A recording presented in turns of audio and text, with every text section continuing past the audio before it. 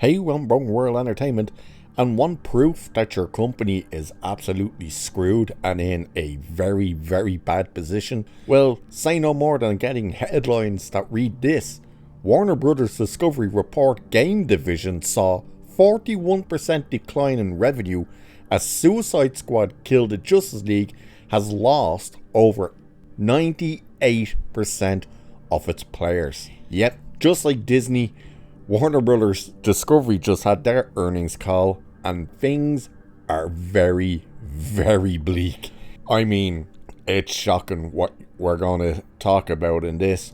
But we'll start off with the games side of things. I'll touch a little bit on the main side of things, but we'll stick with the games with this because Suicide Squad Kill the Justice League, under the direction of Sweet Baby Inc., has seemingly destroyed their gaming division, which is insane. So let's check this out. So Warner Brothers Discovery continue to admit that the Sweet Baby Inc. influenced Suicide Squad Kill the Justice League was a disaster for the company. In the company's earning release for its 2024 Q2, the company revealed its games division revenue declined 41%. It states game revenue declined 41%, primarily driven by the weak performance of Suicide Squad Kill the Justice League this year, compared to the strong performance of Hogwarts Legacy in the prior year. So straight off the bat, they're saying the reason it's declined 41% overall is because of Suicide Squad Kill the Justice League. No other game, just that game, which is insane. On top of the revelation that their revenue declined 41%, the company's CFO Gunnar, I don't know quite how to pronounce this, Windenfels, something like that, commented during the company's earning call, while, as we've called out last quarter, games are still struggling against last year's Hogwarts Legacy comp and a muted response to Suicide Squad this year. The company, that's what he said, the company's CEO and president of global streaming and games, JB Perrette, also addressed the game on the call as well. He said, "The reality is we've had the unfortunate, in the short period of 12 months, we went from having the record year that we had in 2023 with Hogwarts Legacy to unfortunately having the opposite side of that spectrum with Suicide Squad." Windenfels previously detailed in the company's 2024 Q1 earning call that the company saw a $400 million plus year-over-year decline. He shared, starting with studios, the $400 million plus year-over-year decline in Q1 was primarily due to the very tough comp we faced in games against the success of Hogwarts Legacy last year in the first quarter, in conjunction with the disappointing Suicide Squad release this past quarter, which we impaired, leading to a $200 million impact to EBITDA during the first quarter, whatever the hell those initials are meant to stand for. So during the company's 2023 Q4 earnings call, the company's CEO David Zaslav also hinted that the game was a big miss for the company. So this is him talking last year. On the theatrical and gaming side, while we did have some real misses this year, we also had some really big wins, including Barbie, the #1 movie globally, and the most successful movie in the history of Warner Brothers. Jesus, that's saying something. And Hogwarts Legacy, the biggest game of 2023.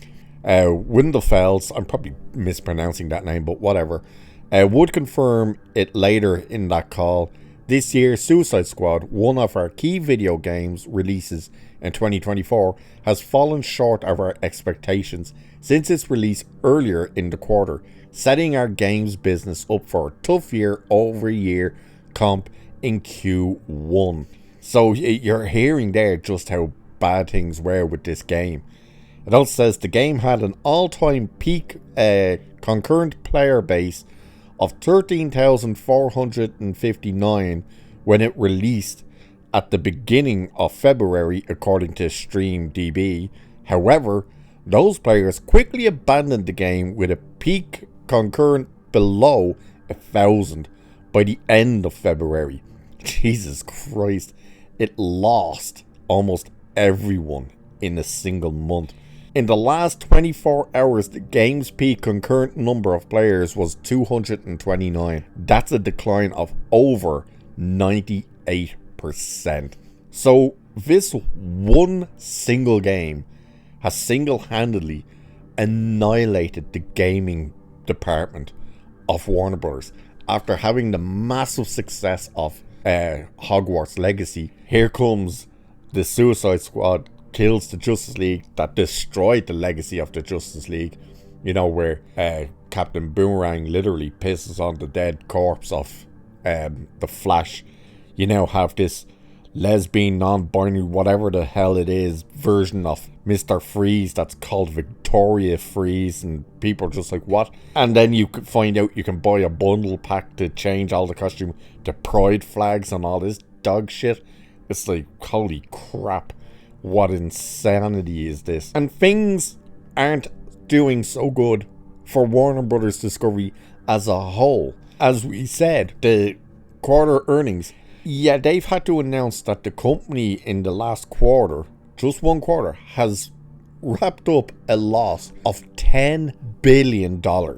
Yeah, so things are not looking bright for Warner Brothers Discovery, and I wouldn't be surprised if we start hearing conversations of them looking for a new merger with somebody, because this is not good news for their entertainment division either. You know, I recently saw saying that AEW could be in massive trouble with their TV license agreement with Warner Brothers, that they were expecting this big influx of money coming in from them to keep the TV deals there. It looks like Warner Brothers isn't going to be giving them any extra money and may in fact be dropping AEW altogether. CNN and TNA and or TNT, whatever the hell it is, all of their viewers are down.